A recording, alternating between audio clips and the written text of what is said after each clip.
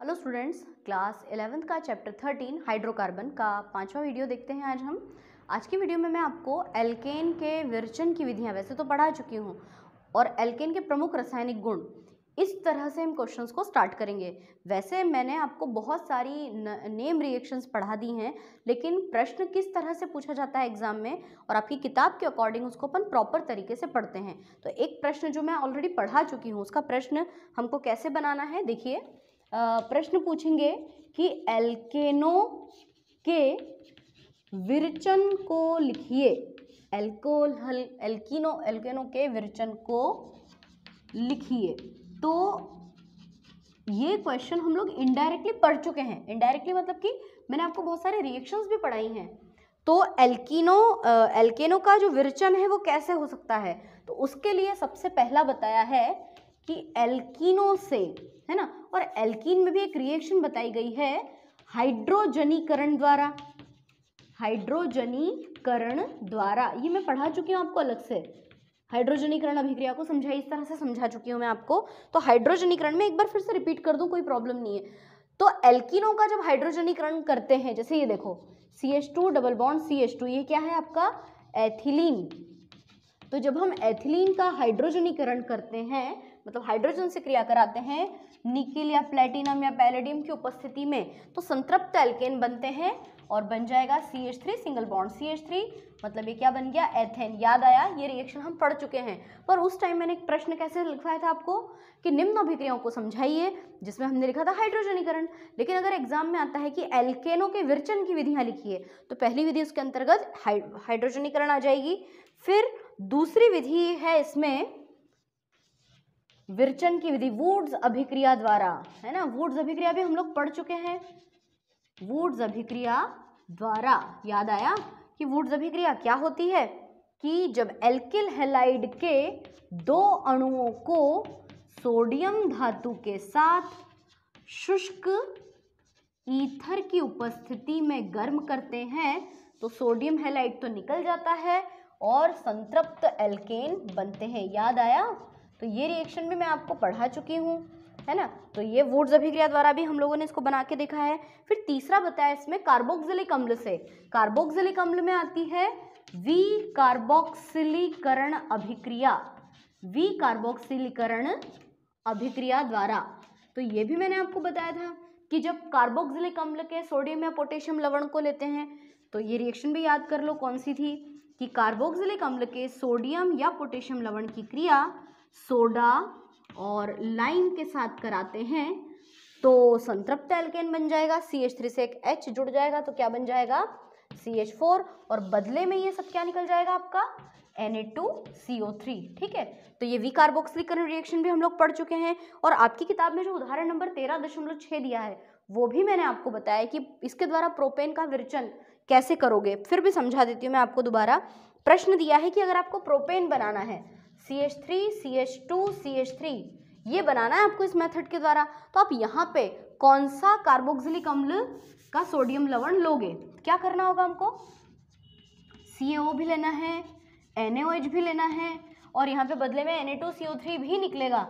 आपको सिर्फ ये सोचना है कि भैया हम यहाँ पे ऐसा कौन सा वाला अम्ल लें। तो देखो जरा, विकार्बोक्सिलीकरण क्रिया में कार्बन डाइऑक्साइड निकल जाती है, तो कार्बन की संख्या कम होती है। यहाँ पे मिथेन, एक कार्बन वाला मिथेन बना, तो हमने यहाँ 2 कार्बन वाला कार्बोक्सिलिक अम्ल का सोडियम लवण लिया। अब आप भी सोचो कि यहाँ 3 कार्बन वाला प्रोपेन बना है, तो हमको यहाँ कितने कार्बन वाला सोडियम लवण लेना होगा, ऑब्वियसली 4 कार्बन वाला। तो देखो 1 2 3 और चौथे पे लिख देंगे COONA, है ना। अब इन दोनों के आपस में क्रिया कराओगे तो क्या बन जाएगा CH3 CH2 CH2, और इससे आके कौन जुड़ गया, ये CH2। तो ये तो हो गया आपका प्रोपेन CH3 CH2 CH3, और बदले में क्या निकल गया Na2CO3। आपको लग रहा होगा बहुत फास्ट पढ़ा रही हूँ मैं, लेकिन क्योंकि ये प्रश्न हम लोग ऑलरेडी तैयार कर चुके हैं, सिर्फ आपको एक प्रॉपर तरीका बताया जा रहा है कि ये एग्जाम में ऐसे भी पूछा जा सकता है। और चौथी अभिक्रिया इसमें बताई गई है कि एल्कोहल का विरचन हम कर सकते हैं कोल्बे की विद्युत अपघटनी विधि द्वारा, है ना। कोल्बे की विद्युत अपघटनी विधि के द्वारा, तो ये भी मैं आपको पढ़ा चुकी हूँ कि जब कार्बोक्सिलिक अम्ल के सोडियम या पोटेशियम लवण का विद्युत विधि द्वारा जल अपघटन कराते हैं, याद आया है ना, और यहाँ पे क्या लिख देते हैं तीर के चिन्ह पे, विद्युत अपघटन, है ना, विद्युतीय विधि द्वारा अपघटन, तो बन जाते हैं संतृप्त एल्केन। तो देखो क्या बन जाएगा, जैसे ये तो था प्रोपेन, है ना, यहाँ पे क्या बनेगा CH3 सिंगल बॉन्ड CH3, मतलब ये क्या बन गया आपका एथेन बन गया। देखो ये एथेन बन गया। अब इस क्रिया में क्या क्या निकलता है, 2 CO2 निकाल दो पहले तो, है ना, तो 2 CO2 निकल जाएंगे, प्लस ये 2 H2 निकाल दो, हाइड्रोजन गैस भी निकल जाती है, H2 भी निकल गया। अब देखना जरा क्या बचा है, KOH KOH, मतलब KOH के यहाँ पे 2 अणु निकल जाते हैं। तो ये हो गया हमारा क्या, एल्केनों के विरचन की विधियां। हम लोग इनडायरेक्टली इन चारों क्वेश्चंस को पढ़ चुके हैं, पर मान लो एग्जाम में आता है कि एल्केन्स को आप कैसे प्राप्त करोगे, तो आपको इस प्रश्न को इस रूप में भी कॉपी में लिख लेना है। ठीक है, अब मैं इसको हटाती हूँ और अब आज अपन स्टार्ट करते हैं एल्केनों के रासायनिक गुण, है ना, इसको हम इस तरीके से पढ़ते हैं। तो एल्केनों के जो रासायनिक गुण हैं कुछ हम लोग कंप्लीट कर चुके हैं, और जो नहीं किया है कंप्लीट उसको हम पढ़ते हैं, है ना। तो एल्केनों के रासायनिक गुण, ठीक है, एल्केनों के यहाँ पे लिख देते हैं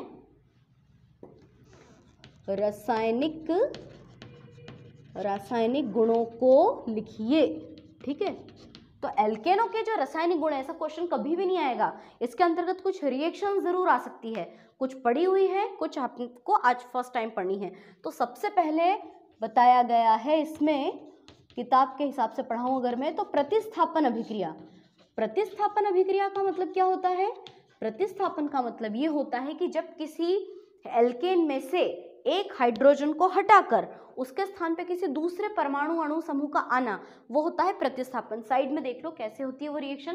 जैसे मान लो मैंने यहाँ पे लिखा है मीथेन CH4, और अगर मान लो मैंने यहाँ पर Br2 लिखा, ब्रोमीन, है ना, Br2, तो क्या होगा, एक तो HBr निकल जाएगा, एक Br इसके स्थान पे आके जुड़ जाएगा, इस क्रिया को कहेंगे ब्रोमीनीकरण।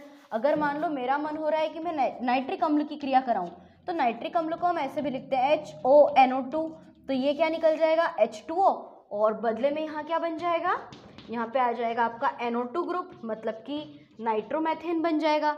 अगर हम यहाँ पर नाइट्रिक अम्ल न लेकर सल्फ्यूरिक अम्ल लें H2SO4, तो H2SO4 को ऐसे लिखते हैं HOOH.SO3H, तो भी H2O निकल जाएगा, और यहाँ क्या बन जाएगा SO3H। तो ये जो मैंने 3 एग्जाम्पल बताए हैं, ये तीनों प्रतिस्थापन अभिक्रिया है, हेलोजनीकरण, सल्फोनीकरण और नाइट्रीकरण, ये तीनों बातें मैंने आपको बता दी।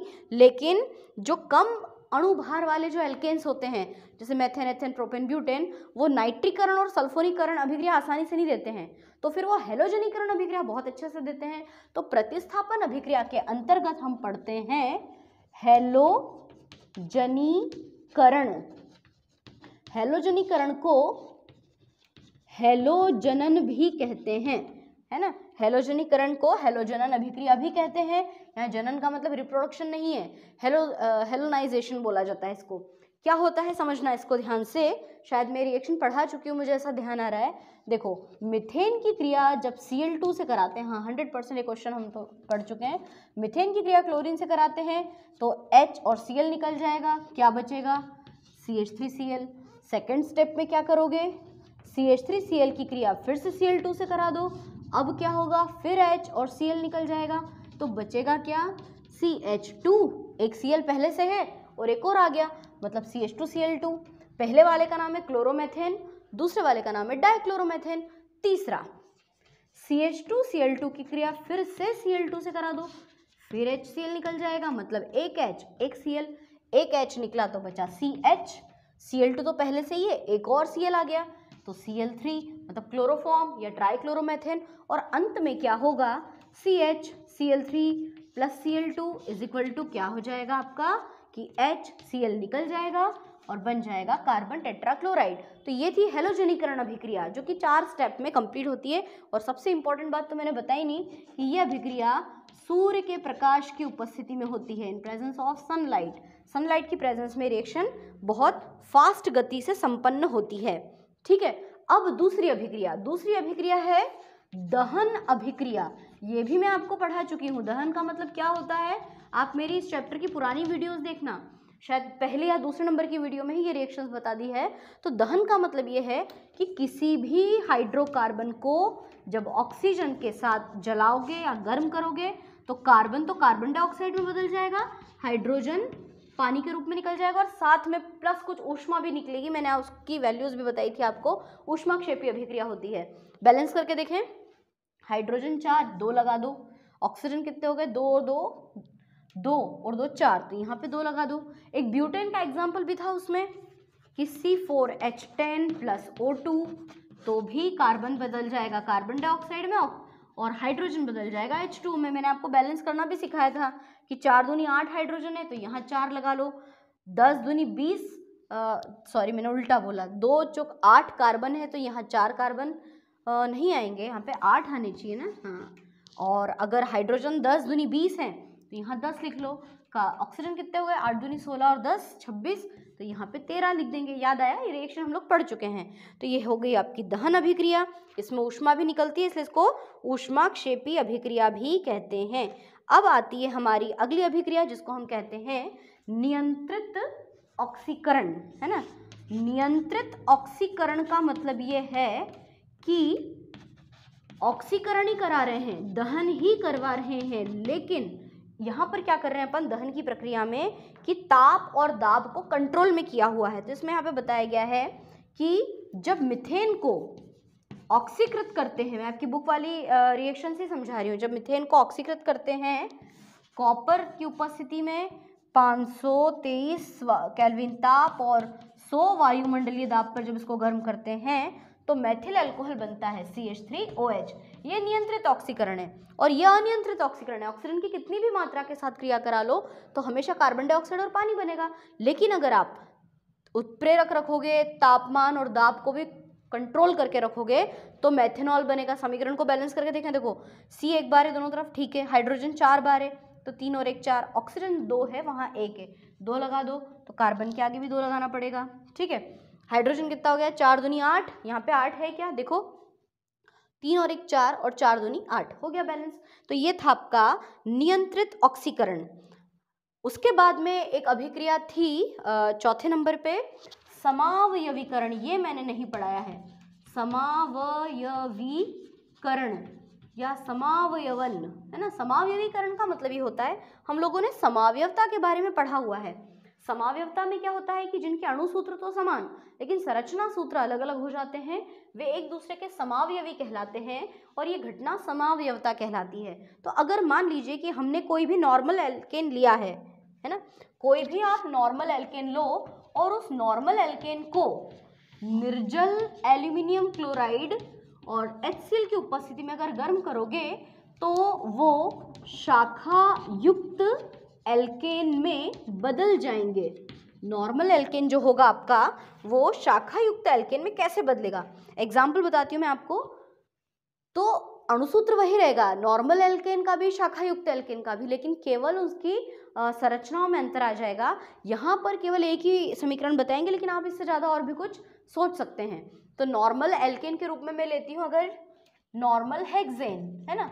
नॉर्मल हेक्सेन को हम कैसे लिखेंगे, 1 2 3 4 5 6, और इसकी संरचना कंप्लीट करो, संयोजकता CH3 CH2 CH2 CH2 CH3। आपकी बुक में ये सूत्र ऐसे दिया है, देखो CH3 फिर CH2 4 बार और CH3, ऐसे भी तो लिख सकते हैं अपन नॉर्मल हेक्सेन को। तो इस नॉर्मल हेक्सेन को जब हमने गर्म किया किसकी उपस्थिति में, निर्जल LCl3 और HCl की प्रेजेंस में, तो पता है क्या होगा, बस ये नॉर्मल की जगह शाखा युक्त हो जाएगा। कैसे होगा देखना, 1 2 3 4 5 और छठे को कहीं भी लगा दो। मान लो मैंने तीसरे नंबर पे लगाया तो इसका आयुपेसी नाम क्या लिखोगे, आप लोग बना सकते हो ना, इसका नाम क्या बन जाएगा, 3-मेथिल ब्यूटेन। या कोई जरूरी नहीं है कि 3-मेथिल ब्यूटेन बने, अगर आप इसको उठा के यहाँ रख दोगे तो 2-मेथिल ब्यूटेन भी बन सकता है। तो बात समझ में आ गई अच्छी तरह से, या और भी कुछ भी हम यहाँ पर बना सकते हैं। तो समावयवीकरण ऐसी रासायनिक अभिक्रियाएं होती हैं जिसमें नॉर्मल एल्केन को निर्जल LCl3 और HCl की उपस्थिति में जब गर्म करते हैं तो नॉर्मल एल्केन शाखायुक्त एल्केन में परिवर्तित हो जाते हैं। इसके बाद में हमारी अगली बहुत ही बढ़िया अभिक्रिया है एरोमेटिकरण। ये मैंने आपको अभी तक नहीं पढ़ाई है ना। समावयवीकरण भी आप पहली बार पढ़ रहे हैं और एरोमेटिकरण अभिक्रिया को भी पहली बार ही पढ़ रहे हैं। तो एरोमेटिकरण या एरोमेटनन है ना, 5वें नंबर की अभिक्रिया है एरोमेटिकरण अभिक्रिया। एरोमेटिकरण में क्या होता है कि जब हम नॉर्मल एल्केन को, नॉर्मल एल्केन मतलब सीधी श्रृंखला वाले एल्केन को Cr2O3 क्रोमियम ऑक्साइड या वैनेडियम पेंटाऑक्साइड की उपस्थिति में जब गर्म करते हैं तो गर्म करने पर ये बदल जाता है एरोमेटिक हाइड्रोकार्बन में। ठीक है, एरोमेटिक हाइड्रोकार्बन मतलब क्या, मिनिमम बेंजीन, टॉलुइन, जाइलिन इस तरह के यौगिक बनते हैं। साथ में जो आपका नॉर्मल एल्केन होता है वो क्या हो जाता है, विहाइड्रोजनीकृत हो जाता है। नॉर्मल एल्केन आपका विहाइड्रोजनीकृत हो जाता है, मतलब नॉर्मल एल्केन में से हाइड्रोजन तो निकल जाते हैं और बचेगा क्या आपका एरोमेटिक हाइड्रोकार्बन। अब आप सभी अच्छी तरह से जानते हैं एरोमेटिक हाइड्रोकार्बन कौन होते हैं, बेंजीन होता है एरोमेटिक हाइड्रोकार्बन। तो नॉर्मल एल्केन को बेंजीन में बदलना ये घटना कहलाती है एरोमेटिकरण। अब मैं आपको इसकी ओरिजिनल रिएक्शन बताती हूँ। जैसे हमने क्या करा, हम लेते हैं नॉर्मल हेक्सेन। तो नॉर्मल हेक्सेन नॉर्मली कैसे लिखते हैं, ऐसे 1 2 3 4 5 6, लेकिन कोई ज़रूरी है कि हम आड़ी टेढ़ी श्रृंखला को भी तो सीधा कर सकते हैं। तो मान लीजिए मैं इस तरह से लिख रही हूँ, देखना ध्यान से, CH3 CH2 CH2 CH2 CH2 CH3। क्या ये नॉर्मल हेक्सेन है? बिल्कुल है, क्योंकि 1 2 3 4 5 6 कंटिन्यूअसली लिखा हुआ है। अब इस नॉर्मल हेक्सेन को हमें गर्म करना है, किसकी उपस्थिति में, या तो लेना है आपको Cr2O3 क्रोमियम ऑक्साइड या वैनेडियम पेंटाऑक्साइड। साथ में यहाँ पे टेम्परेचर और प्रेशर को भी मेंटेन करके रखा हुआ है, 773 केल्विन ताप और 10 से 20 वायुमंडलीय दाब के बीच जब हम इसको गर्म करते हैं तो इसका एरोमेटाइजेशन हो जाता है, मतलब इसका एरोमेटिकरण हो जाता है। उस नॉर्मल हेक्सेन में से कुछ हाइड्रोजन निकल जाएंगे और हाइड्रोजन निकल जाएंगे तो बेंजीन में वो परिवर्तित हो जाएगा। कैसे, देखिए बेंजीन का अणुसूत्र क्या होता है, C6H6। तो देखो CH है ना, यहाँ भी CH, यहाँ भी CH, यहाँ भी CH, 6 बार C6H6 बनाना है। और बेंजीन में खासियत है कि इसमें alternate single and double bond पाए जाते हैं, तो ये है। अब आपको ये पता लगाना है कि कितने हाइड्रोजन इसमें से निकल गए।